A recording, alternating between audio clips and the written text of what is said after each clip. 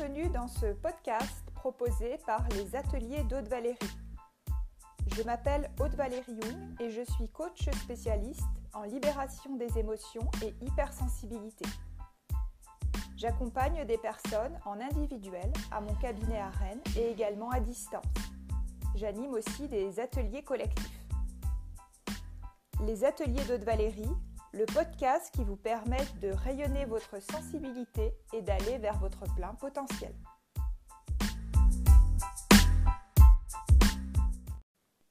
Donc à quelques jours de la Saint-Valentin, je voulais vous apporter un témoignage vivant d'une de mes clientes qui reflète très bien un challenge vraiment que peut vivre une personne hypersensible dans ses relations sentimentales et de façon générale par rapport à l'amour. Donc il s'agit d'une femme d'une quarantaine d'années qui a vécu quelques relations sentimentales profondes pour elle dans sa vie, c'est-à-dire qu'elle s'est vraiment sentie très amoureuse, qu'elle s'est beaucoup investie dans ses relations, qu'elle a beaucoup donné, qu'elle s'est complètement projetée, donc il y avait vraiment une envie d'avenir en commun, de construction. Et ce qui s'est passé dans ces relations, c'est qu'il y a toujours eu pour elle une fin qui a été douloureuse, soit parce qu'il y avait une non-réciprocité finalement des sentiments qu'elle a découverts par la suite, ou bien une mésentente sur le pourquoi de cette relation et le souhait d'évoluer ensemble, ou bien parce qu'il y a également eu donc là des parts géographiques, des mutations de ces personnes qui ont été un petit peu forcées, mais qui ont finalement mis fin aussi à la relation. Et donc, elle me témoignait qu'elle avait pris le temps de travailler sur elle, de reprendre son souffle depuis ses dernières relations. Et elle se rendait compte que finalement, là, actuellement, elle se trouvait comme paralysée, en fait, bloquée. Donc, il y avait vraiment un désir en elle quand même de retrouver quelqu'un, de se rapprocher de quelqu'un. Donc, elle émettait en fait à ce niveau-là des signaux tout à fait qu'on retrouve dans nos chants, où on va émettre ces vibrations de souhait, de rencontre. Il y a eu des personnes qui ont répondu, qui ont affirmé vouloir la voir plus souvent, apprendre à mieux la connaître et ensuite à rentrer en contact physique avec elle. Et là, en fait, à chaque fois, ce qu'elle se rend compte, c'est qu'elle fait marche arrière. Donc la personne en face au départ a montré de l'impatience pendant un certain temps, puis s'est résignée, finalement a fini par s'en aller. Et là, elle s'est sentie vraiment complètement délaissée. Et donc après un certain temps, elle a recommencé à émettre les signaux du désir de rencontre. Donc il y a une autre personne qui y a répondu. Elle était vraiment aux anges, mais de façon très très provisoire, puisque elle s'est rendue compte qu'elle a auto-saboté l'amorce de la relation, qu'elle n'est pas du tout arrivée à se laisser approcher, et donc finalement qu'elle fait un pas en avant, un pas en arrière, etc., jusqu'à ce que finalement les deux protagonistes se lassent de cette danse-là. Et elle jugeait finalement complètement impossible de trouver l'équilibre entre la distance et la proximité. Alors, je vais vous expliquer un petit peu justement le pourquoi, comment on trouve finalement dans le caractère de l'hypersensible un petit peu ces traits qui vont provoquer ce type de situation, et nous verrons ensuite les solutions pour y répondre.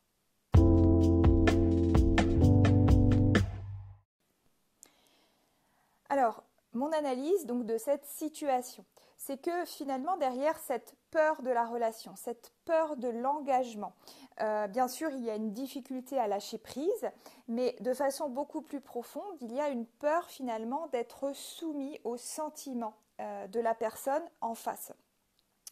C'est comme si on croit qu'on va perdre en fait son identité. Alors pourquoi cela est particulièrement important chez les personnes hypersensibles ? Je rappelle qu'un des traits de caractère des hypersensibles est l'empathie, c'est-à-dire vraiment cette capacité de ressentir les émotions de l'autre, de se mettre à la place de l'autre. Et donc de cela découle une difficulté à faire la différence entre nos propres émotions en tant qu'hypersensibles et celles des autres. Et c'est pour ça qu'en fait, il y a une phrase que j'aime beaucoup, peut-être qui pourrait résumer dans la relation amoureuse le trait de caractère de l'hypersensible, c'est « je suis parce que nous sommes ». Donc finalement, moi, je n'existe pas ou très peu en tant qu'individu, mais je me sens tellement connectée en fait aux autres, je ressens tellement les autres que je peux être amenée jusqu'à vivre en fait la vie des autres.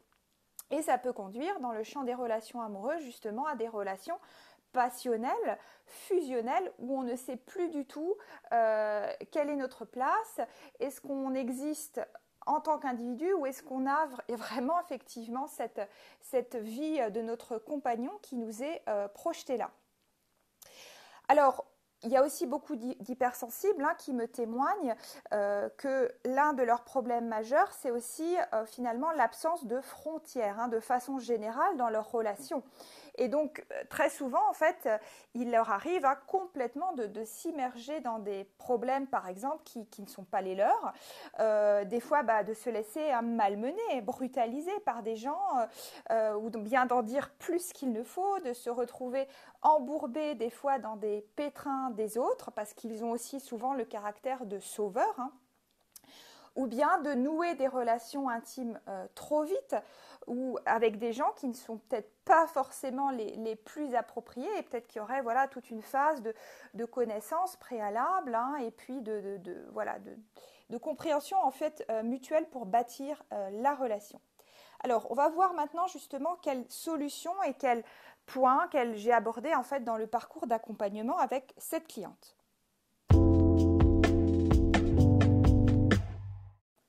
Alors, nous avons travaillé essentiellement autour de deux gros piliers. Le premier pilier étant le retour à soi et le deuxième, donc le travail sur l'aspect plutôt relationnel. Donc, qu'est-ce que j'entends par retour à soi? Alors, si vous avez déjà entendu d'autres vidéos ou d'autres podcasts que j'ai pu faire, donc pour moi, la notion de soi, en fait, s'oppose à la notion de moi. Donc, le moi étant le personnage que nous jouons tous, le rôle social, familial, etc., professionnel dans notre vie de tous les jours, notre personnage finalement, et le soi étant vraiment le lieu où on va pouvoir retrouver notre sagesse intérieure, mais aussi nous sentir en sécurité. Parce que ce qu'il faut bien comprendre derrière cette histoire, derrière cette peur, c'est qu'il y a aussi vraiment un besoin important de retrouver une sécurité intérieure. Et donc, par rapport à cette connaissance finalement de soi, je lui ai fait travailler sur l'identification de ses besoins. Alors, je vous donne quelques pistes que vous pouvez aussi faire chez vous pour comprendre, identifier vos besoins. Tout d'abord, c'est revisiter les expériences passées que vous avez vécues dans vos relations sentimentales. Essayez vraiment de comprendre quelles ont été l'origine de vos frustrations. Quel manque peut-être vous avez pu connecter, quel vide à l'intérieur de vous, vous avez pu connecter dans ces relations.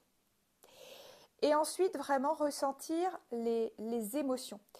Donc, vous savez que derrière chaque émotion se cache un besoin. Donc, souvent, par exemple, quand on a peur dans une relation, ou même quand on est en couple et qu'on a énormément de jalousie, par exemple, ce qui peut se cacher, là aussi, derrière, c'est un besoin de réassurance, de sécurité affective, etc.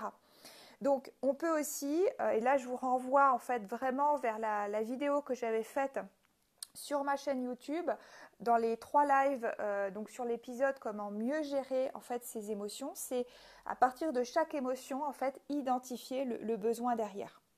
Il y a une autre façon également, c'est vraiment d'écouter les messages de son corps, de se mettre dans un état où on va se dire, c'est comme si à l'intérieur de moi, mon corps était en fait un bébé qui a souffert, qui pleure parce qu'il y a eu des relations douloureuses, et comment en fait je peux lui répondre. Donc quel besoin il a, comment je peux le prendre en charge et m'écouter en fait de l'intérieur à partir de mes ressentis corporels, ce qui permet aussi de squeezer finalement le mental. Donc vous comprenez que là-dessus, sur ce pilier-là, l'objectif c'est d'aller vers l'amour de soi pour sortir en fait de cette dépendance affective, de cette sensation de manque, de vide qu'on va chercher à remplir avec une autre relation, et qui finalement va ensuite s'amenuiser, s'affaiblir, parce qu'on va être justement dans une relation qui va être fusionnelle, où on n'est plus soi-même, non plus on se suradapte. Le deuxième pilier, donc cet aspect relationnel, donc chez cette personne, on a travaillé en fait sur son passé, son présent et son futur pour vraiment équilibrer aussi les lignes de temps parce que très souvent, ce qui se passe, c'est qu'on ne peut aussi pas rouvrir son cœur à une autre relation tant qu'il y a encore des liens avec des personnes du passé, hein. Donc on peut se retrouver en fait comme bloqué dans le passé sans vivre finalement son présent ni pouvoir encore moins se projeter. Donc là, je l'ai accompagnée vers un processus en fait de deuil. En termes deuil, non pas elle n'a pas vécu, les personnes qu'elle a connues ne sont pas décédées, mais c'était la fin des relations qu'on a vraiment accompagné autour d'un processus de guérison en plusieurs étapes, en profondeur, avec des exercices en autonomie et également donc un accompagnement en individuel au cabinet. Alors, je vais vous donner en fait aussi une deuxième astuce qu'on a également travaillé avec cette personne, toujours dans le pilier relationnel. On a parlé tout à l'heure des frontières, hein. Donc, derrière cette peur, cette insécurité, en fait, c'est comme un abri, hein, finalement. Donc, qui dit abri dit aussi frontières. Alors, ces frontières, hein, il n'est pas du tout question qu'elle soit rigide, hein. Les garder souples, perméables, mais seulement à ce qu'on désire et imperméables au reste, c'est en fait ça l'objectif final. Donc, c'est pas du tout dans l'intention de repousser tout le monde sans distinction, mais si voilà, vous souhaitez également dominer tout instinct de fusion avec les autres, hein, ça peut être très intéressant de travailler sur ces frontières, puisque la fusion à court terme, ça peut être très agréable et ensuite ça se révèle souvent assez vite désastreux, puisque justement on est en perte finalement d'autonomie. Alors, ce qu'il faut retenir, hein, c'est que les frontières ne s'élèvent pas en un jour. Il faut vraiment du temps, de l'entraînement. Vous pouvez en faire votre objectif. Ça peut aussi être voilà, votre responsabilité, mais également votre droit, hein. C'est vraiment une grande source de dignité. Et puis bah, aussi se féliciter quand vous allez voir que vous allez avancer par rapport à tout ça. Donc, ce qui va se passer, alors ça peut être des frontières dans les relations, mais cet exercice, il va aussi vous servir de façon générale si vous avez une hypersensibilité à l'environnement, hein, par rapport à vos sens. Donc, elles permettent aussi, ces frontières, de maintenir la stimulation excessive à distance. J'ai connu une autre cliente hypersensible qui avait été élevée dans un lotissement qui était vraiment surpeuplé et finalement qui avait été capable d'exclure à volonté tous les stimuli de son environnement. Donc ça, c'est vraiment assez pratique, hein, assez commode, hein. Donc voilà, il ne faut pas se dissocier involontairement, mais c'est vraiment une capacité, hein, de ne plus entendre, dans son cas, voilà, les voix ou les autres bruits, d'atténuer en tout cas les effets sur l'organisme. Alors, si vous voulez vous entraîner à rétablir vos frontières, ce que vous pouvez faire comme petit exercice, c'est s'asseoir à côté de la radio. Et vous allez élever une frontière imaginaire tout autour de vous, afin d'exclure tout ce qui vous gêne. Donc cette frontière, ça dépend de ce que vous préférez, hein. Ça peut être une visualisation d'une bulle, ça peut être de la lumière, ça peut être une présence voilà, qui vous rassure, vous vous sentez en sécurité. Voilà, donc vous allumez la radio. Et dans un premier temps, c'est de commencer par essayer de ne pas assimiler le message de l'animateur. Donc si vous entendez bien sûr toujours les mots, c'est comme si vous les empêchiez de pénétrer dans votre esprit. Et donc, au bout d'un moment, vous pouvez éteindre la radio et réfléchir à ce que vous venez de vivre. Est-ce que vous pourriez vous autoriser à exclure l'émission de votre esprit? Est-ce que vous ressentez la présence de la frontière autour de vous? Alors, si vous n'y parvenez pas, hein, ce que je vous disais, voilà, l'objectif, c'est de recommencer. Donc, comme je disais tout à l'heure, ça peut être tout à fait bénéfique si vous souffrez d'hypersensibilité physique, mais là, on est vraiment sur l'aspect relationnel. Donc, pensez que chaque personne, le cerveau, hein, c'est comme un émetteur-récepteur, c'est comme un poste radio. Donc, quand vous captez finalement les émotions, les pensées, les ressentis des autres personnes, vous pouvez refaire cet exercice en s'imaginant que l'autre personne, en fait, c'est un poste radio. Vous mettre dans cette bulle, finalement, qui est votre bulle à vous, individuelle, de sécurité, où vous pouvez ensuite dire qu'est-ce que je prends pas. Est-ce que ça m'appartient ou est-ce que ça ne m'appartient pas? Et dans ce cas-là, effectivement, commencer à danser avec l'autre dans une relation, étape par étape, petit à petit. Et puis finalement, à vous dire peut-être à la fin, je suis parce que je suis et parce que nous sommes. Je vous remercie beaucoup pour votre écoute et je vous dis à très bientôt.